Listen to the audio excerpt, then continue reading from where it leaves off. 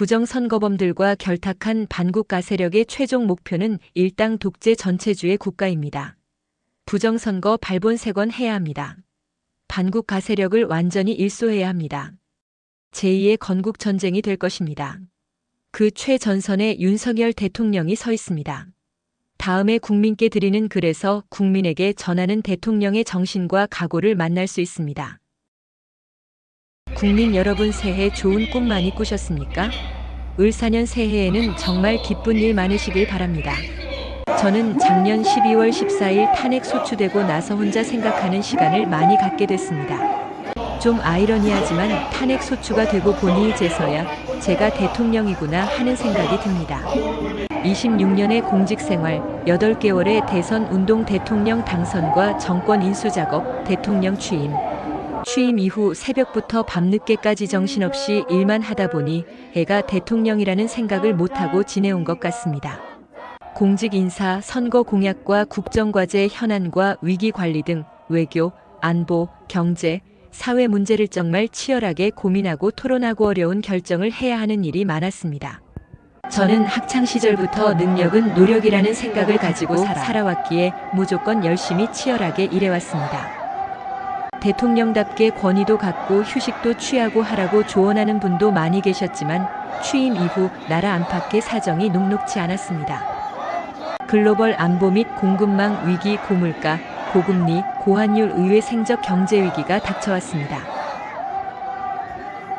지난 정부의 포퓰리즘 정책에 따른 국가 채무의 폭발적 증가, 부동산 정책 실패에 따른 영끌 가계대출 문제, 소주성 정책에 의한 최저임금 인상 등으로 자영업자와 소상공인, 중소기업의 경영 악화와 대출금 문제 등은 경제 위기를 극복해 나가는데 어려움을 더하였습니다.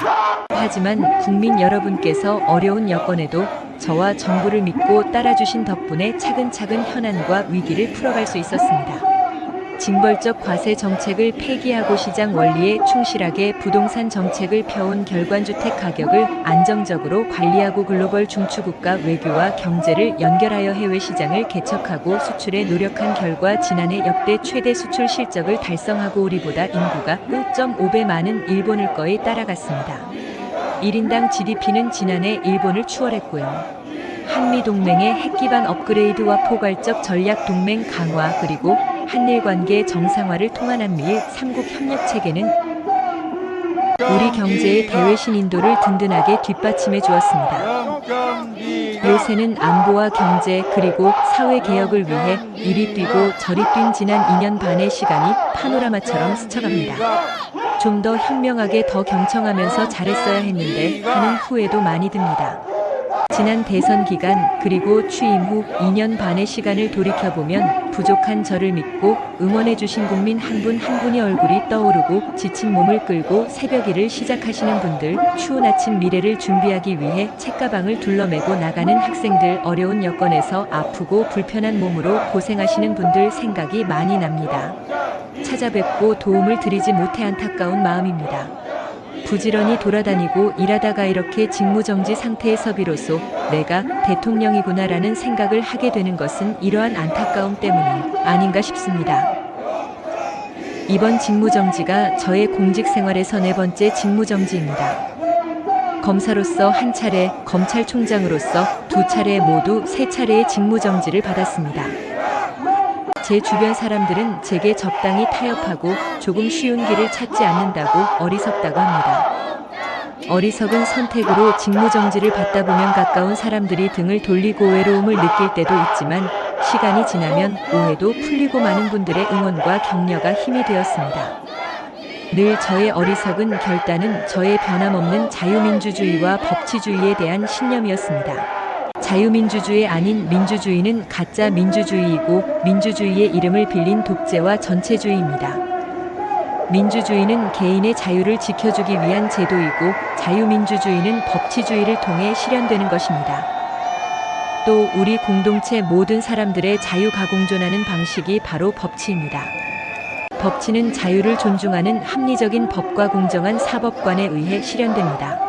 법치주의는 자유민주주의의 핵심 요소입니다. 자유민주주의는 경제에 있어 자유시장 경제 원리와 결합하여 자율과 창의를 통해 우리의 번영을 이루어내고 풍부한 복지와 연대의 재원을 만들어내며 번영의 선순환을 만들어냅니다. 우리나라는 부존자원이 없지만 훌륭한 인적자원을 가지고 있고 개방적이고 활발한 국제교역을 통해 발전해왔습니다. 오늘날 세계는 안보, 경제, 원자재 공급망 등에서 모든 나라들이 서로 복잡한 관계를 맺고 있습니다. 우리의 번영을 지속하고 미래 세대에 이어주려면 자유와 법치의 가치를 공유하는 국가들과의 연대가 특히 중요합니다. 물론 우리에게 적대적인 공격을 하지 않는 국가는 체제와 가치가 다르더라도 상호 존중과 공동이익의 추구라는 현실적인 측면에서 협력해야 합니다. 하지만 체제와 지향하는 가치가 우리와 다르고 우리에게 적대적인 영향력 공세를 하는 국가라면 늘 경계하면서 우리의 주권을 지키고 훼손당하지 않도록 해야 합니다. 외부의 주권 침탈 세력의 적대적 영향력 공작을 늘 경계해야 하는 것입니다. 그렇게 해야 그런 세력의 영향력을 차단하고 우리를 만만히 보지 않도록 하면서 상호 존중과 공동 이익을 실현할 수 있는 것입니다. 우리가 경계하고 조심해야 공동 번영과 평화를 누릴 수 있는 것입니다.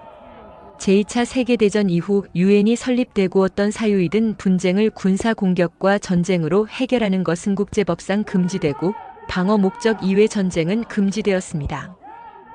총칼로서 피를 흘리는 군사 공격과 전쟁 도발은 국제법상 금지되었으므로 강대국이라 하더라도 외교상 큰 부담으로 작용하게 되어 총칼을 쓰지 않는 회색지대 전술이 널리 사용되게 된 것입니다. 허위 선동의 심리전, 정치인 매수와 선거 개입 등의 정치전 디지털 시스템을 공격하는 사이버전, 군사적 시위와 위협을 보태어 시연하는 하이브리드 전술이 널리 쓰이게 된 것입니다. 국가기밀정보와 핵심 산업기술 정보의 탈취와 같은 정보전도 하이브리드전에 포함됩니다. 그래서 현대적 신흥안보는 군사정치안보를 넘어서 경제안보, 보건환경안보, 에너지 식량안보, 첨단기술안보, 사이버안보, 재난안보 등 매우 포괄적이고 다양합니다. 군사정치안보는 정보보호, 보안과 각종 영향력 공작 차단을 포함합니다. 군사도발과 전쟁은 상대국의 주권을 침탈하는 정치 행위인데 국제법이 금지하는 군사도발과 전쟁을 하지 않고 공격과 책임 주체도 뚜렷이 드러나지 않는 다양한 회색지대 하이브리드전을 주권 침탈의 수단으로 사용하는 것입니다. 특히 권위주의 독재국가, 전체주의 국가는 체제 유지를 위해 주변국을 비롯한 많은 국가들을 속국 내지 영향권 하에 두려고 하고 있습니다.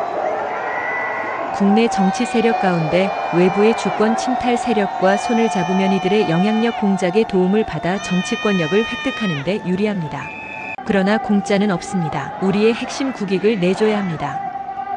국가기밀정보, 산업기술정보뿐 아니라 원전과 같은 에너지 안보와 산업 경쟁력 등을 내주고 나아가 자유의 가치를 공유하는 국가들과의 연대를 붕괴시키고 스스로 외교 고립화를 자초합니다. 국익에 명백히 반하는 반국 가행위를 하는 것입니다. 이런 세력이 집권 여당으로 있을 때 뿐만 아니라 국회의석을 대거 점유한 거대 야당이 되는 경우에도 국익에 반하는 반국 가행위는 계속됩니다. 막강한 국회 권력과 국회 독재로 입법과 예산 봉쇄를 통해 집권 여당의 국정 운영을 철저히 틀어막고 국정마비를 시킵니다. 여야 간의 정치적 의견 차이나 견제와 균형 차원을 넘어서 반국가적인 국익 포기 강요와 국정마비, 헌정질서 붕괴를 밀어붙입니다. 이건 남의 나라 이야기가 아닙니다. 바로 대한민국의 현실입니다. 어떤 정치 세력이라도 유권자의 눈치를 보게 되어 있어 무도한 패악을 계속하기 어렵지만 우리나라 선거에서 부정선거의 증거는 너무나 많습니다. 선거 조작으로 언제든 국회의석을 계획한 대로 차지할 수 있다든가 행정권을 접수할 수 있다고 자신한다면 못할 일이 뭐가 있겠습니까? 이를 가능하게 하는 선관위의 엉터리 시스템도 다 드러났습니다. 특정인을 지목해서 부정선거를 처벌할 증거가 부족하다 하여 부정선거를 음모론으로 일축할 수 없습니다. 칼에 찔려 사망한 시신이 다수 발견됐는데 살인범을 특정하지 못했다 하여 살인 사건이 없었고 정상적인 자연사라고 우길 수 없는 것입니다.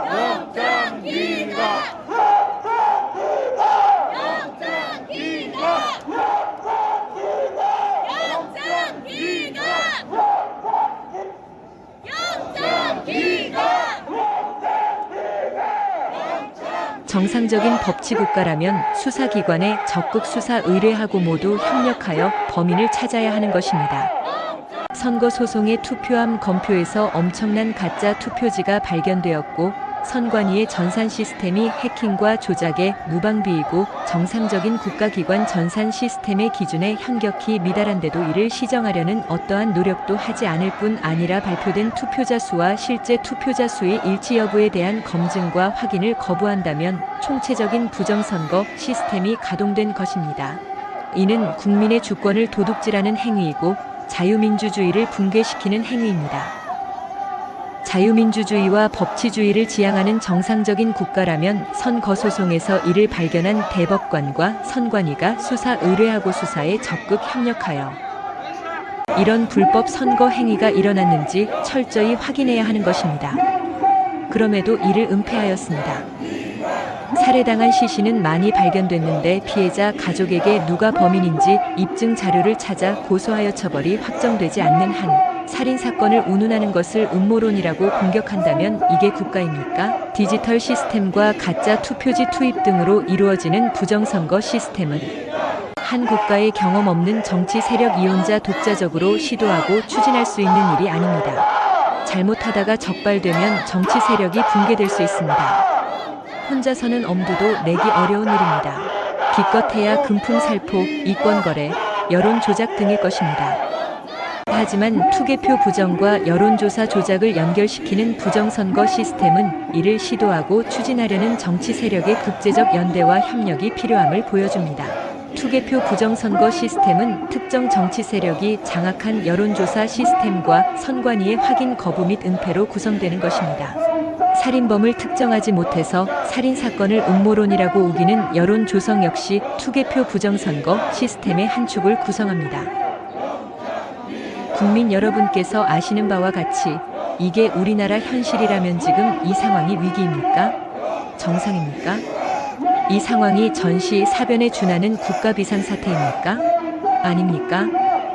전시와 사변은 우리 국토 공간 위에서 벌어지는 물리적인 상황 즉 하드웨어의 위기 상황이라면 지금 우리의 현실은 우리나라의 운영 시스템과 소프트웨어의 위기 상황인 것입니다. 헌법 66조는 대통령은 국가원수로서 국가를 대표하며 국가의 독립, 영토의 보전, 국가의 계속성과 헌법을 수호할 책무를 진다고 되어 있습니다. 쉽게 말하면 대통령에게 대한민국의 하드웨어를 지키고 운영 체계와 소프트웨어를 수호하라는 책무를 부여한 것입니다. 거대 야당이 국회 독재를 통해 입법과 예산을 봉쇄하여 국정을 마비시키고 위헌적인 법률과 국익에 반하는 비정상적인 법률을 남발하여 정부에 대한 불만과 국론 분열을 조장하고 수십 차례의 줄탄핵으로 잘못 없는 고위공직자들의 직무를 정지시키고 심지어는 자신들의 비리를 수사하고 감사하는 검사와 감사원장까지 탄핵하고 자신들의 비리를 덮는 방탄 입법을 마구잡이로 추진하는 상황은 대한민국 운영체계의 망국적 위기로서 대통령은 이 운영체계를 지켜낼 책무가 있습니다. 저는 헌법기관인 감사원장까지 탄핵하여 같은 헌법기관인 헌법재판소의 법정에 세우려는 것을 보고 헌법 수호 책무를 이행하기 위한 비상조치가 필요하다고 생각하였습니다. 거대 야당의 일련의 행위가 전시, 사변에 준하는 국가비상사태라고 판단하고 대통령에게 독점적 배타적으로 부여된 비상계엄 권한을 행사하기로 한 것입니다. 계엄은 과거에는 전쟁을 대비하기 위한 것에 국한되는 것이었지만 우리 헌법은 이에 준하는 국가비상사태라고 규정하여 전쟁 이외의 다양한 국가위기 상황을 계엄령 발동 상황으로 예상하고 있습니다. 국가위기 상황에서 자유민주국가의 대통령이 가장 먼저 해야 할 일은 주권자인 국민들에게 국가위기 상황을 알리고 이를 극복하기 위해 힘쓰자는 호소를 하는 것입니다. 그래서 국방부 장관에게 국회 독재를 알리고 질서 유지를 하기 위해 그리고 부정선거 가동 시스템을 국민들께 제대로 알리고 진상을 파악하기 위해 불필요 최소한의 병력 투입을 지시하였고 국회 280명, 선관위에 290명의 병력이 투입된 것입니다. 국회에 투입된 280명의 병력은 국회 마당에 대기해 있다가 그리고 선관위에 투입된 병력은 수십 명의 디지털 요원만 내부 시스템에 접근하고 나머지는 외부에 대기해 있다가 계엄 선포 2시간 30분 만에 국회에 계엄 해제 요구 의결이 있자 즉각 철수하였고 아무런 사상자나 피해 없이 평화롭게 마무리되었습니다. 국민 여러분, 계엄은 범죄가 아닙니다. 계엄은 국가 위기를 극복하기 위한 대통령의 권한 행사입니다. 그렇기 때문에 대통령의 권한 행사를 보좌하기 위해 합동참모본부에 계엄과가 있는 것입니다. 계엄 내란이라는 내란몰이 프레임 공세로 저도 탄핵 소추되었고 이를 준비하고 실행한 국방부 장관과 군 관계자들이 지금 구속되어 있습니다. 참으로 어이없는 일입니다. 병력 투입 시간이 불과 2시간인데 2시간짜리 내란이 있습니까? 방송으로 전 세계, 전 국민에게 시작한다고 알리고 3시간도 못 되어 국회가 그만두라고 한다고 병력 철수하고 그만두는 내란 봤습니까? 합참 계엄과 계엄 매뉴얼에 의하면 전국 비상계엄은 최소 6, 7개 사단 병력 이상 수만 명의 병력 사용이 전제되어 있습니다. 국방부 장관은 합참에서 작전부장과 작전본부장을 지낸 사람으로 이런 걸 모를 리 없습니다. 계엄의 형식을 빌린 대국민 호소이기 때문에 소규모 병력을 계획한 것입니다. 국회의원과 국회 직원 등은 신분증 확인을 거쳐 국회 출입이 이루어졌으므로 계엄 해제 요구 결의안 심의가 신속하게 진행되었고 본관과 마당에는 수천 명의 사람들이 오히려 280명의 군을 에워싸고 있었습니다. 병력 철수 지시에 따라 군은 마당에 있던 시민들에게 공손히 인사하고 철수했습니다. 국회를 문 닫으려 한 것입니까? 아니면 폭동을 계획하긴 했습니까? 최근 야당의 탄핵소추 관계자들이 헌법재판소에서 소추 사항 중 내란죄를 철회하였습니다. 내란죄가 도저히 성립될 수 없으니 당연한 조치를 한 것입니다.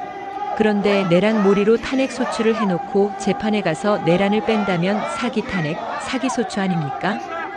탄핵소추 이후의 상황을 보아도 그 오랜 세월 민주화 운동을 했다고 자부하는 정치인들이 맞나 싶습니다. 하지만 최근 많은 국민들과 청년들이 우리나라의 위기 상황을 인식하고 주권자로서 권리와 책임의식을 가지게 된 것을 보고 있으면 국민들께 국가위기 상황을 알리고 호소하길 잘했다고 생각되고 국민들께 깊은 감사를 느끼게 됩니다. 저는 대통령에 출마할 때부터 우리나라의 대통령이라는 자리가 영광의 길이 아니라 형극의 길이라는 사실을 잘 알고 있었습니다. 하지만 이 나라의 자유민주주의를 반듯하게 세우고 자유와 법치를 외면하는 전체주의적 이권 카르텔 세력과 싸워 국민들에게 주권을 찾아드리겠다고 약속한 만큼 저 개인은 어떻게 되더라도 아무런 후회가 없습니다. 제가 독재를 하고 집권 연장을 위해 이런 식으로 계엄을 했겠습니까? 그런 소규모 미니 병력으로 초단시간 계엄을 말입니다. 사법적 판단이 어떻게 될지는 제가 알 수 없는 일이지만 국민 여러분께서는 이 계엄이 헌법을 수호하고 국가를 살리기 위한 것인지 아닌지 잘 아실 것으로 저는 믿습니다. 과거에는 대통령의 독재에 국회의원들이 저항하고 민주화 투쟁을 했다면 세계 어느 나라 헌정사에서도 유례가 없는 막가파식 국회 독재의 폐악에 대해 헌법 수호 책무를 부여받은 대통령으로서 당연히 저항하고 싸워야 하는 것입니다. 국가 기능을 정상화시키고 자유민주주의를 지키기 위해서입니다. 수사권 없는 기관에 체포영장이 발부되고 정상적인 관할이 아닌 법관 쇼핑에 의해서 나아가 법률에 의한 압수수색 제한을 법관이 임의로 해제하는 위법 무효의 영장이 발부되고 그걸 집행한다고 수천 명의 기동경찰을 동원하고 1급 군사시설보호구역을 무단 침입하여 대통령 경호관을 영장 집행 방해로 현행범 체포하겠다고 나서는 작금의 사법 현실을 보면서 제가 26년 동안 경험한 법조계가 이런 건지 어처구니가 없습니다. 자유민주주의를 경시하는 사람들이 권력에 칼자루를 쥐면 어떤 짓을 하는지 우리나라가 지금 심각한 망국의 위기 상황이라는 제 판단이 틀리지 않았다는 씁쓸한 확신이 들게 됩니다. 자유민주주의와 법치는 동전의 양면입니다. 자유민주주의를 실현하는 법치는 형식적 법치, 꼼수 부리는 법치가 아닙니다. 이런 법치는 인민민주주의 독재, 전체주의 국가에서 자유를 억압하기 위해 악용되는 법치입니다. 법은 자유민주주의 헌법 정신을 실현하기 위해 만들어져야 하고, 일단 만들어진 법은 다수결의 지배가 아니라 소수자 보호와 개인 권익 보호에 철저를 기해야 하는 것입니다. 우리나라 좌파 운동권도 자신들이 주류가 아닐 때는 이러한 법치주의의 보호에 기대왔지만 국회 절대 다수 의석을 차지한 다음에는 실질적 법치보다 다수결의 민주가 우선하며 법치국가적 통제보다 민주적 통제를 앞세우고 있습니다. 저는 검찰총장 시절 민주당 정권의 이런 무법적 폐악을 제대로 겪었습니다. 이렇게 되면 법률가, 법조인은 정치, 권력의 하수인으로 전락하는 것입니다. 하지만 국민 여러분, 힘내십시오. 주권자인 국민 여러분께서 확고한 권리와 책임의식을 가지고 이를 지키려고 노력한다면 이 나라의 미래는 밝고 희망적입니다. 국민 여러분, 감사합니다.